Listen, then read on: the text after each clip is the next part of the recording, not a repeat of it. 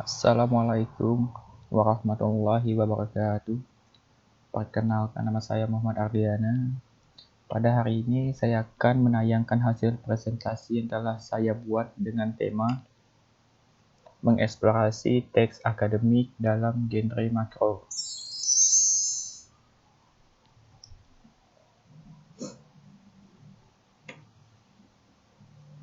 Pembahasan yang pertama, membangun konteks teks akademik. Yang kedua, menelusuri dan menganalisis model teks akademik. Anda harus menelusuri dua ciri-ciri tersebut, yaitu A. Mengidentifikasi ciri-ciri teks akademik dan teks non-akademik. Yang B. Menganalisis pentingnya teks akademik. Yang ketiga, membangun teks akademik secara bersama-sama.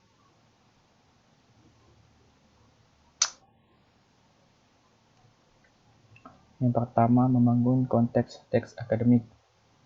Genre makro adalah genre digunakan untuk menamai sebuah jenis teks secara keseluruhan, dan genre mikro adalah subgenre yang lebih kecil terdapat di dalamnya dan dipayungi oleh genre makro tersebut. Yang kedua, menelusuri dan menganalisis model teks akademik. Teks akademik dan teks non-akademik ditandai oleh ciri-ciri tertentu.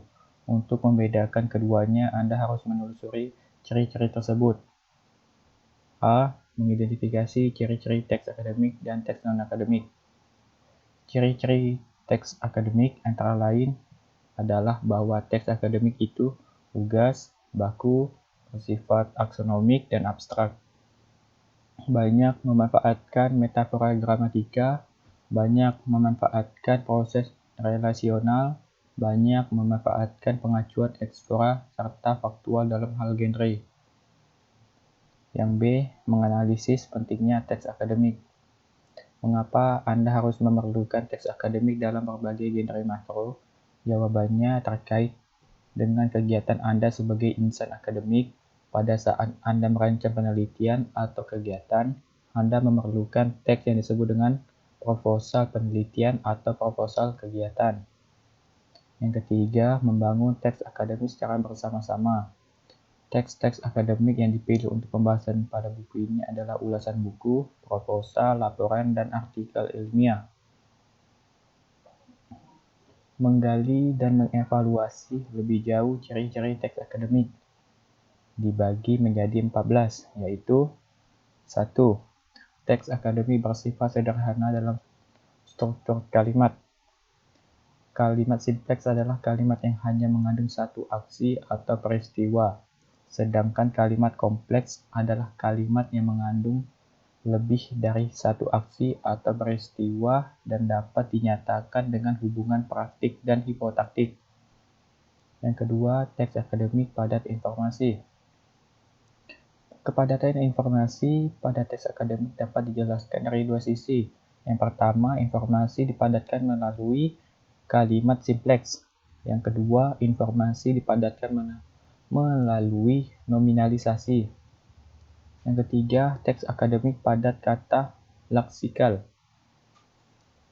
Teks akademik lebih banyak mengandung kata leksikal atau kalimat nomina, verba predikator, adjektiva, dan adverbial tertentu daripada kalimat struktural, konjungsi, kata sandang, preposisi, dan sebagainya. Yang keempat, teks akademik banyak memanfaatkan nominalisasi. Sebagai upaya pembedaan, nominalisasi ditempuh dengan mengubah leksis non-benda antara lain verba, adjektiva, adverbal, konjungsi menjadi leksis benda nomina. Yang kelima, teks akademik banyak memanfaatkan gramatika melalui ungkapan inkongruen. Metafora gramatika adalah pergeseran dari satu jenis leksis ke jenis leksis, atau dari tataran gramatika yang lebih tinggi ke tataran gramatika yang lebih rendah. Yang keenam, teks akademik banyak memanfaatkan istilah teknis. Pada prinsipnya, istilah teknis merupakan penamaan kepada suatu dengan menggunakan nomina yang antara lain dibangun melalui proses nominalisasi. Istilah teknis merupakan bagian yang esensial pada teks akademik. Yang ketujuh, teks akademik bersifat taksonomik dan abstrak. Pada dasarnya, taksonomi adalah pemaparan pokok persoalan melalui klarifikasi terhadap sesuatu.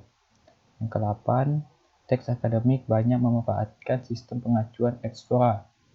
Pengacuan eksplora dimanfaatkan kepada taksa akademik untuk menunjukkan prinsip generalitas bahwa benda yang disebut di dalam kelompok nominal tersebut bukan benda yang mengacu kepada penyebutan sebelumnya. Yang ke-9, teks akademik banyak memanfaatkan proses relasional identifikatif. Proses relasional identifikatif merupakan alat yang baik untuk membuat definisi atau identifikasi terhadap sesuatu, sedangkan proses relasional atributif merupakan alat yang baik untuk membuat deskripsi dengan menampilkan sifat, ciri, atau keadaan benda yang dideskripsikan tersebut. Yang ke-10, teks akademik bersifat monologis dengan banyak mendayagunakan kalimat indikatif dan deklaratif. Untuk memenuhi sifat monologis tersebut, teks akademik mendayagunakan kalimat indikatif, deklaratif, dan berfungsi sebagai proposisi memberi, berbeda dengan indikatif dan interrogatif yang berfungsi sebagai proposisi meminta, atau kalimat imperatif yang berfungsi sebagai proposal meminta. Yang ke-11, teks akademik memanfaatkan bentuk pasif untuk menekan pokok persoalan, bukan pelaku, dan akibatnya teks akademik menjadi objektif, bukan subjektif. Penggunaan bentuk pasif pada teks akademik dimaksudkan untuk menghilangkan pelaku manusia, sehingga unsur kalimat yang berperan sebagai subjek dijadikan pokok persoalan yang dibicarakan di dalam teks tersebut. Yang ke-12, teks akademik seharusnya tidak mengandung kalimat minor. Kalimat minor berkurang salah satu dari unsur pengisi subjek atau finite atau predikator.